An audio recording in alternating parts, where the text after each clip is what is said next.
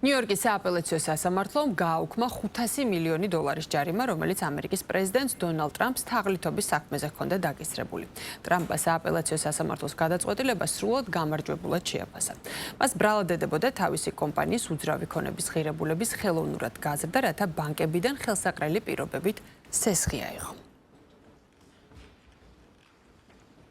დაუბრუნდეთ ახლა კვლავ საქართველოს. ახალი საფეხბურთო ცენტრი ავაზა გაიხსნა დიღმის მასივში აღნიშნული ტერიტორია, რომელიც კერძო საკუთრებაში არსებობდა. თბილისის მერია მუნიციპალიტეტს დაუბრუნდა და 2022 წელს ფეხბურთის ფედერაციას საფეხბურთო ინფრასტრუქტურის მოწყობის ვალდებულებით გადასცა. კომპლექსის ტერიტორიაზე მოეწყო სტანდარტული და მინიმოედნები, ტრიბუნებით და განათებით, ასევე აშენდა ადმინისტრაციული კორპუსი გასახდელებით. ახალი ინფრასტრუქტურის გამოყენებას ბავშვთა ადგილობრივი საფეხბურთო სკოლები და გოგონათა გუნდები უფასოდ შეძლებენ. საქართველოს ფეხბურთის ფედერაციის, FIFA-ს პროგრამის Forward-ის და UEFA-ს პროგრამა Hat-Trick-ის დაფინანსებით განხორციელდა. ეს არის ძალიან მნიშვნელოვანი ინვესტიცია, ალბათ ყველაზე ღირებული ინვესტიცია, რაც კი შეიძლება განხორციელდეს.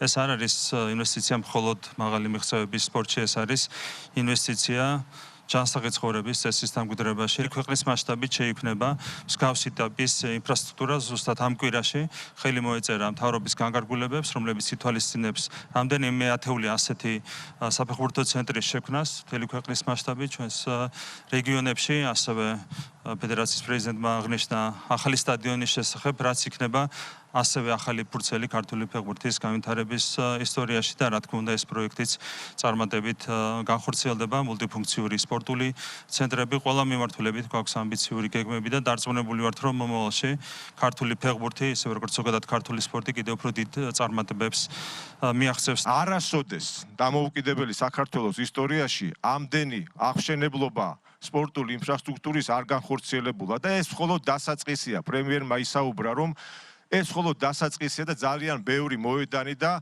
სპორტული ობიექტი შეემატება ჩვენს ქალაქსაც და ასევე რეგიონებშიც ბევრი ინფრასტრუქტურული პროექტი იგეგმება. ცნობისათვის მაინც ვიტყვი, ვერ ვეშვები იმ თემას, რადგან ეს პროცესი მუდმივად სპეკულაციის საგანია, უნდა იცოდეს, რომ მე თავად ვსწავლობდი ამ საკითხს და დაახლოებით 2012 წელს მხოლოდ 12,000 რეგისტრირებული ფეხბურთელი იყო.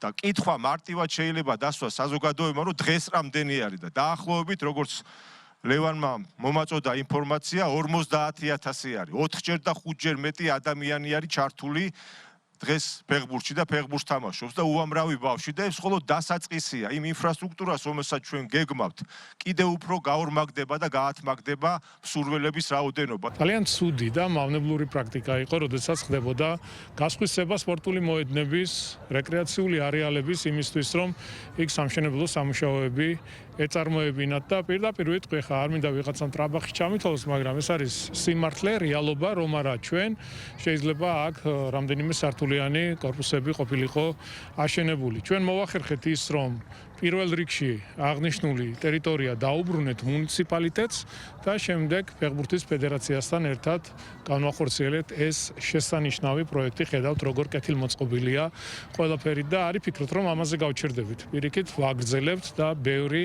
ასეთი მნიშვნელოვანი პროექტები შეემატება ჩვენს დედაქალაქს. პირველ რიგში ვიტყვი, რომ დღეს ნამდვილად ძალიან ემოციური დღე არის ჩემთვის, ვინაიდან თითოეული საფეხბურთო ცენტრი, სტადიონი, რომელიც ჩვენ ქვეყანაში კეთდება, რა თქმა უნდა, ეს არის ძალიან დიდი ბედნიერება ჩემთვის, მაგრამ ემოციურია იქიდან გამომდინარე, რომ მე ამ ადგილას ამ სკოლაში გავიზარდე, დავიწყე ფეხბურთის თამაში, რაც ჩემთვის ძალიან დიდი პატივი არის და ბედნიერი ვარ და ვამაყობ ამით, რომ ამ სკოლაში გავიზარდე.